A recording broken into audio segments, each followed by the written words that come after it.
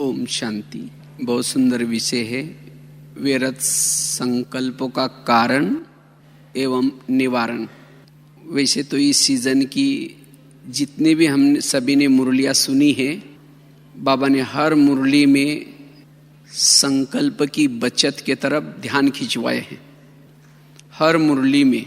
क्योंकि जब अगर संकल्प की हम बचत करेंगे, हम बहुत कुछ कर पाएंगे।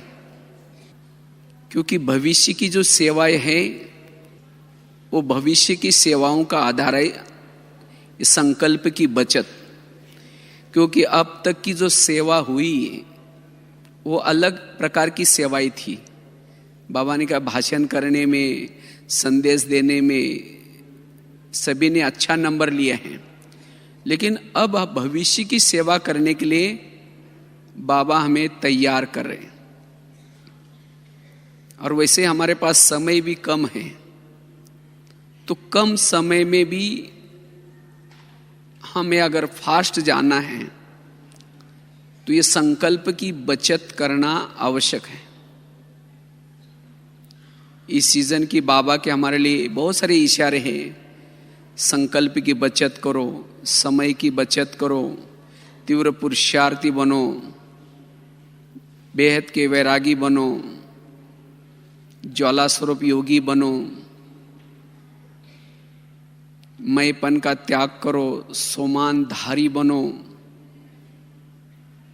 विश्व कल्याण का स्वरूप प्रैक्टिकल में लाओ। और इन सभी का आधार भी संकल्प है। अगर हमारे संकल्प ही व्यर्थ गए तो हमारा समय भी जाएगा, हम तीव्र पुरुषार्थी भी नहीं बन सकेंगे, बेफिक्र बादशाह भी नहीं बन सकेंगे, सोमानधारी भी नहीं बन सकेंगे। तो इसलिए संकल्प हमारे पुरुषार्थ का मूल आधार है। जैसे अभी गीत भी सुन रहे थे ना, ये संकल्प से ही पूरा कल्प चलता है। तो संकल्प परिवर्तन करने की या संकल्प को बचाने की आवश्यकता क्यों है? हम व्यर्थ से क्यों संकल्प को बचाएं? उसकी आवश्यकता क्या है? तो सबसे पहली बात है, अगर हमें संकल्प को पॉजिटिव बनाते हैं, संकल्प को पॉजिटिव बनाने से ही हम शक्तियों को ऑर्डर प्रमाण चला सकते हैं। अगर हम हमारे मन में व्यर्थ संकल्प चलते हैं, जिसे समय व्यर्थ जाता है, तो शक्तियां ऑर्डर नहीं मानेगी। क्योंकि संकल्प की लीकेज, समय की लीकेज आत्मा को कमजोर बनाती है। और जो आत्मा कमजोर है उसकी कोई ऑर्डर नहीं मानेगा। अगर शक्तियां हमारे ऑर्डर नहीं मानेंगे तो हम सफल नहीं बनेंगे। कोई संस्कार परिवर्तन करने में या कोई भी बातों की सफलता प्राप्त करने के लिए शक्तियां जरूरी हैं। मायाजीत बनने के लिए शक्तियां जरूरी हैं। लेकिन शक्तियां तब ऑर्डर मानेंगी जब हम समर्थ हैं। और आत्मा समर्थ तब बनती है जब संकल्प की लीकेज को बंद करती है। और संकल्प वेस्ट जाने से आत्मा के ऊपर वेट बढ़ जाता है। और जब आत्मा के ऊपर वेट बढ़ जाता है तो आत्मा तीव्र पुरुषार्थी नहीं बन सकती, उड़ नहीं सकती। जिसे आजकल दुनिया में भी डॉक्टर कहते हैं कि वेट कम करो।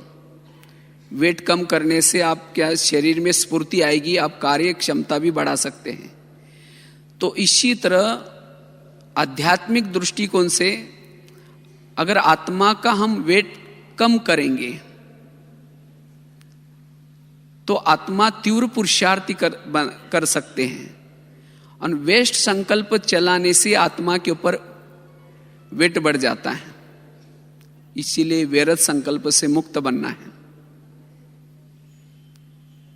और जितना हमारे व्यर्थ संकल्प चलते हैं, व्यर्थ संकल्प चलने से ज्ञान का खजाना, शक्तियों का खजाना, गुणों का खजाना, श्वास का खजाना, सब खजाने हमारे लॉस हो जाते हैं। इसीलिए सभी खजानों को बचाने का आधार है संकल्प को बचाना। और वैसे ही एक केवल संगम युग ही है जो बाबा ने ये संकल्प की बचत के लिए बैंक बनाए हैं। सभी खजानों को बचत करने की बैंक बनाई है।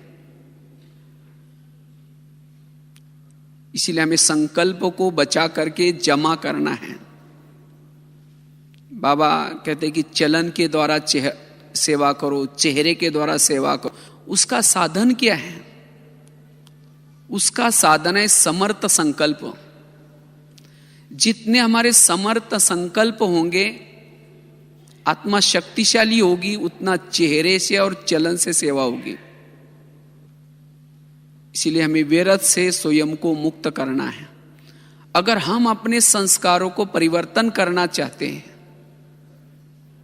क्योंकि संस्कार भी बनते संकल्पों से, चाहे आपस के संस्कार, चाहे खुद के अंदर के पुराने संस्कार, अगर उन संस्कारों को परिवर्तन करना चाहते तो संकल्प में परिवर्तन करना है। निगेटिव संकल्प निगेटिव संस्कारों को बनाते हैं। इसीलिए हमें संस्कारों को परिवर्तन करना है तो संकल्पों को, व्यर्थ को खत्म करना है। व्यर्थ संकल्प वाला स्वधर्म में टिक नहीं सकता। अगर मन में संकल्प नेगेटिव चलते हैं तो स्वधर्म में आत्मा टिक नहीं सकती। शांत स्वरूप, शक्ति स्वरूप, आनंद स्वरूप, प्रेम स्वरूप, पवित्र स्वरूप, जो आत्मा के जो ओरिजिनल स्वरूप है, अगर इस स्वरूपों की अनुभूति करना है तो व्यर्थ से हमें मुक्त बनने की आवश्यकता है। अगर मन में व्यर्थ संकल्प चलते हैं तो आत्मा के पास साइलेंस पावर का बल जमा नहीं होगा। इसलिए हमें व्यर्थ से मुक्त बनना है। वैसे संडे की मुरली आप सभी ने सुनी होंगी। बाबा ने कहा आप सभी आधार मूर्त हो, और आधार मूर्त आत्माओं को क्या क्या करना है? अन्य आत्माओं की वृत्ति को परिवर्तन करना है। किसी के अंदर की कमजोरी, कमजोर संस्कार है, उसका भी परिवर्तन करना है। विश्व का वायुमंडल परिवर्तन करना है। लेकिन ये सब कुछ परिवर्तन करने का आधार है हमारे संकल्प। अगर हमने अभी संकल्पों को बचाए हैं तो भविष्य की ऐसी बहुत सारी सेवा कर सकेंगे। इतना ही नहीं, आगे चल करके मनसा सेवा चलेगी, और मनसा सेवा करने का भी आधार है संकल्प। जिन्होंने अपने व्यर्थों को बचा करके स्वयं को समर्थ बनाया है, वही आगे चल करके मनसा सेवा कर सकता है। क्योंकि मनसा के अंदर जो भावनाएं हैं, वो भावना उन आत्मा तक पहुंचाने के लिए मन शक्तिशाली चाहिए। इतना ही नहीं, आगे चल करके हम सभी के सामने, ब्राह्मणों के सामने भक्तों की लाइन लगेगी। उसी समय दृष्टि के द्वारा एक सेकंड में उनको जो चाहे वो देने के लिए, इतना ही नहीं, जो 7 दिन का कोर्स करने का हमारे पास समय नहीं होगा, कम समय में ज्ञान का सार, शक्तिशाली वाचा सेवा करने के लिए भी संकल्प की बचत हो। संकल्प व्यर्थ जिसके चलते उसके वाणी में बल नहीं होता, दृष्टि में बल नहीं होता। इसलिए बाबा कहते बच्चे, इस व्यर्थ संकल्प को परिवर्तन करना है। व्यर्थ संकल्प चलने से कभी कभी बुद्धि को भी लॉक लग जाता है, बुद्धि का विवेक नष्ट हो जाता है। हम क्या कर रहे, क्या बोल रहे, उसका कोई भी भान नहीं होता। इसीलिए हमें व्यर्थ को खत्म करना है। क्योंकि जितना हम व्यर्थ संकल्प करते हैं, व्यर्थ सोचते हैं, उतना बुद्धि के ऊपर एक प्रकार की धूल आती है, बुद्धि अस्वच्छ बनती है। इसलिए अगर बुद्धि को स्वच्छ बनाना है तो मन के संकल्प हमारे पॉजिटिव हों। आज दुनिया में जितनी भी बीमारियां बढ़ती जा रही हैं उन सभी का कारण भी व्यर्थ संकल्प है। व्यर्थ संकल्प से दिमाग गर्म होता है, दिमाग गर्म होने से दिमाग में विभिन्न प्रकार के केमिकल्स उतरते हैं और उससे विभिन्न प्रकार की शरीर की बीमारियां होती हैं। आगे चलकर के बीमारियां शरीर के बढ़ती जाएगी। जिसका मन बीमार उसका तन भी बीमार। पॉजिटिव संकल्प से मनोबल बढ़ता है, आत्मबल बढ़ता है। इतना ही नहीं, जितना हम सकारात्मक सोचते हैं, पॉजिटिव सोचते हैं, उतना हमारे साथ में शक्तियां साथ में रहती हैं। और जिसके साथ में शक्तियां साथ में रहती है उसके साथ गुण भी साथ में आएंगे। व्यर्थ सोचने से शक्तियां भाग जाती हैं। जो व्यर्थ सोचता है उसके पास सहन शक्ति नहीं रहेगी। जब सहन शक्ति नहीं तो उसकी बहनें साथ और भी हैं, वो भी चली जाएगी।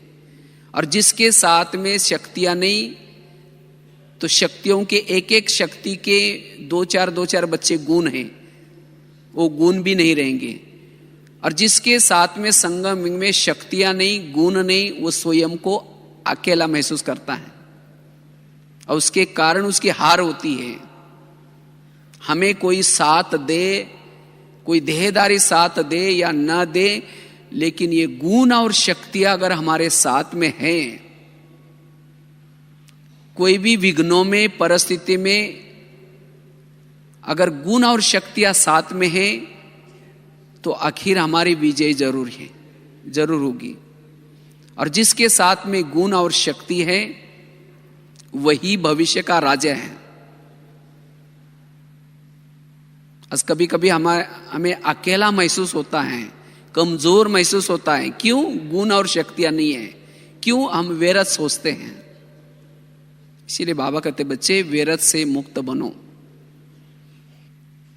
वैसे तो व्यर्थ से मुक्त बनने से हमारे जीवन में बहुत सारे फायदे हैं, जिसे हम लाइट हाउस, माइट हाउस बन सकते हैं, जिसे हम सोमानों में टिक सकते हैं। आज कई भाई बहने योग के समय फरियाद करते हैं, याद करने के बजाय फरियाद करते हैं, कहते बाबा मेरा योग ही नहीं लगता। योग में माया आती है। फिर याद वही करता है जो सारा दिन निगेटिव सोचता है, व्यर्थ सोचता है। जो पॉजिटिव सोचेगा, समर्थ सोचेगा, वो कभी भी योग में फिर याद नहीं करेगा। उसका योग बहुत अच्छा लगेगा। योग में माया आते मतलब कोई राक्षस आकर के नहीं लाता। सारा दिन के निगेटिव विचार आत्मचिंतन, परमात्मा चिंतन करने नहीं देंगे। इसीलिए हमें पॉजिटिव सोचना है। तो व्यर्थ से मुक्त बनने से हम अशरीरी स्थिति का अनुभव, बीजरूप स्थिति का अनुभव, बिंदु स्वरूप का अनुभव, निरंतर आत्माभिमानी स्थिति का अनुभव कर सकेंगे। आज सभी भाई बहनें चाहते हैं हम निरंतर अशरीरी स्थिति में रहे, निरंतर आत्माभिमानी स्थिति में रहे, लेकिन वो स्थिति टिक नहीं पाते क्योंकि व्यर्थ सोचने से। जितना हम व्यर्थ के लीकेज को बंद करते उतनी हमारी शक्तियां बचती हैं और उसी शक्ति का नाम है आत्मा। समर्थ जितना हम सोचते हैं उतना हम बीज रूप स्थिति का, बिंदु स्वरूप स्थिति का अनुभव कर सकते हैं। इसीलिए हमें व्यर्थ से मुक्त बनना है। लेकिन हमारे जीवन में व्यर्थ क्यों आता है, उसके क्या क्या कारण हैं, ये तो बताए कि इसकी आवश्यकता क्यों है। और इसीलिए बाबा इस वर्ष में भविष्य को सामने देखते हुए, समय को सामने देखते हुए ये इशारा दे रहे हैं, हमें व्यर्थ से मुक्त बनना ही है और समर्थ बनना ही है। उसके लिए बाबा कोई कारण नहीं सुनेगा, बाबा ये हुआ इसीलिए व्यर्थ आया। बाबा ने पूरा कारणों का निवारण सब बताया है मुरलियों में। तो वास्तव में हमारे संकल्प व्यर्थ क्यों चलते, उसका पहला कारण है असंतुष्टता। कभी कभी हम ब्राह्मण बनने के बाद भी कभी कभी असंतुष्ट बन जाते हैं। असंतुष्टता वैरत संकल्प चलने का मूल कारण है, क्योंकि असंतुष्ट वाला कभी भी एकाग्र नहीं बैठ सकता, जिसको आजकल दुनिया में एक शब्द प्रचलित है, स्थित प्रज्ञ। स्थित प्रज्ञ साधक अर्थात एकाग्रता। जिसके अंदर एकाग्रता नहीं वो स्थित प्रज्ञ नहीं बन सकता। आज हमें बाबा ने आत्मज्ञान, परमात्मा ज्ञान, कर्मों का ज्ञान, सृष्टि चक्र का ज्ञान, ये सब किसी लिए दिए हैं? इस ज्ञान के ऊपर जिसका निश्चय है, जिसने अनुभव किया है, वही स्थित प्रज्ञ बन सकता है। और हमारे पुरुषार्थ का लक्ष्य है स्थित प्रज्ञ बनना। हमारे जीवन में कोई भी प्रकार का क्वेश्चन न रहे। जब अर्जुन ने एक्सेप्ट किया, स्थित प्रज्ञ तब बना। मन में हलचल थी, ये कैसे हो सकता है, इनको कैसे मैं मारूं, इनको कैसे भूलूं, तब तक वो स्थित प्रज्ञ नहीं बना। जब उसके क्वेश्चन पूरे हुए तब जाकर के वो स्थित प्रज्ञ बना। इसी तरह मेरे जीवन में कोई भी प्रकार के क्या और क्यों के क्वेश्चन न रहे। वास्तव में माया के यही शब्द है, क्या, क्यों, कैसे, ये क्यों हुआ, किसी लिए हुआ। इसका मतलब मुझे ड्रामा का यथार्थ ज्ञान नहीं है, मुझे कर्म गति का ज्ञान यथार्थ नहीं है, और इसीलिए क्वेश्चन आ रहे हैं। और जिसके मन में एक क्वेश्चन है वो योग के समय स्थित प्रज्ञ नहीं बन सकता। तो इसलिए हमें एकाग्र चित्त बनने के लिए संतुष्ट रहना है। वैसे कहा जाता है जो योगी है, मान अपमान निंदा स्तुति जय पराजय हर बात में समान रहता है। अगर कभी कभी हमारी मन के अंदर की व्यर्थ संकल्प चलते हैं, उसका कारण यह है मान अपमान निंदा स्तुति में हम समान नहीं बनते। उसमें अंदर कुछ ना कुछ हलचल पैदा होते हैं। तो मेरी सदा संतुष्टता बनी रहे, उसका आधार क्या है? संतुष्टता का आधार है त्याग। जितना मन हमारे अंदर त्याग की भावना है उतना हम संतुष्ट रह सकते हैं। क्योंकि कोई भी अप्राप्ति आई वहां असंतुष्टता हुई। अप्राप्ति एक कोई प्रकार का कीड़ा है, जैसा दिमक लगने के बाद जैसी लकड़ी अंदर से खोखली बन जाते हैं, इसी तरह अप्राप्ति भी, इच्छाएं भी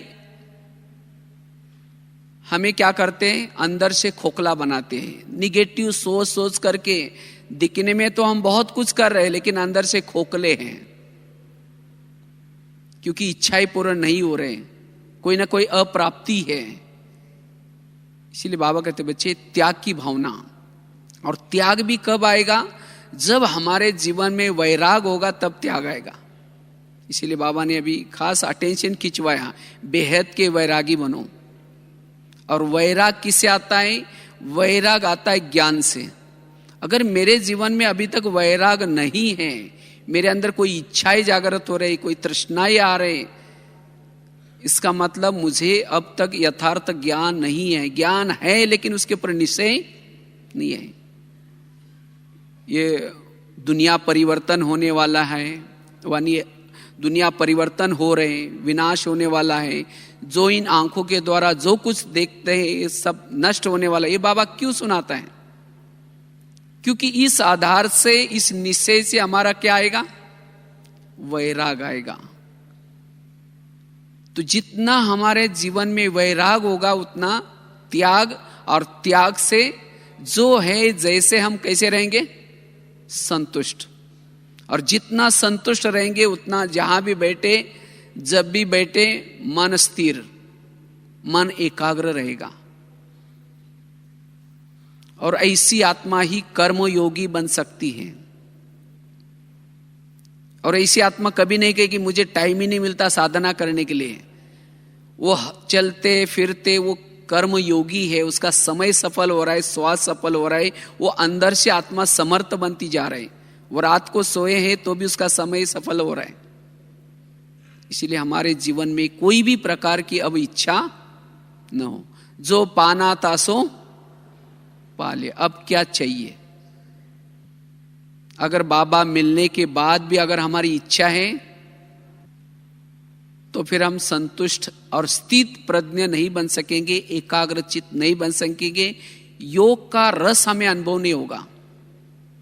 और जितना जितना संतुष्ट रहेंगे, वैरागी बनेंगे, उतना स्थित प्रज्ञ। चलो अब हम प्रेम से बस दो घड़ी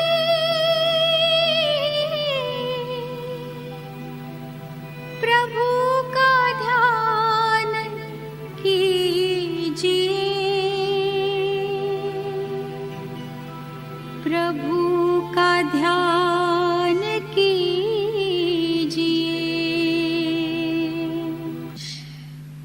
तो बात चल रही थी, अगर मुझे व्यर्थ से मुक्त बनना है तो हर परिस्थिति में मुझे क्या करना है, संतुष्ट रहना है। संतुष्ट वाला हर जगह पर एडजस्ट होगा, सरल चित होगा, उसको अभिमान कभी नहीं होगा, उसके संकल्प नहीं चलेंगे। और ये अवस्था बहुत जरूरी है, क्योंकि आगे चल करके ऐसी बातें आएंगी, ऐसी परिस्थिति आएंगी, और ऐसी बातें ही कभी कभी हमें हलचल में लाती हैं। यही हमारे पुरुषार्थ में विघ्न रूप में आता है। असंतुष्टता का कारण भी है ईर्ष्या। ईर्ष्या वाला कभी संतुष्ट नहीं रह सकता। इसको ये चीज मिली, मुझे न मिली, इसका नाम हो गया, मेरा नहीं हुआ। लेकिन हर एक का पार्ट अपना अपना है। भगवान ने उसको कुछ दिया है तो उससे भी ज्यादा मुझे कुछ और दिया हुआ है। तो अपने पास है उसको सोच करके मुझे क्या करना है, संतुष्ट रहना है। अच्छा, उसने कुछ किया भी तो किसकी सेवा किया और किसने उसको निमित्त बनाया। अगर जहां बाबा याद आए वहां फिर ईर्ष्या नहीं। कभी कभी ईर्ष्या करने से कभी कभी हम क्या बोलते हैं, असंतुष्ट हो जाते हैं। और असंतुष्ट वाला फिर उसके मन में संकल्पों का तूफान चलता है। फिर ऐसी आत्मा न चलन से न चेहरे से सेवा कर सकती है। इतना इन्हें योग का भी अनुभव नहीं होगा। इसलिए हमें हर परिस्थिति में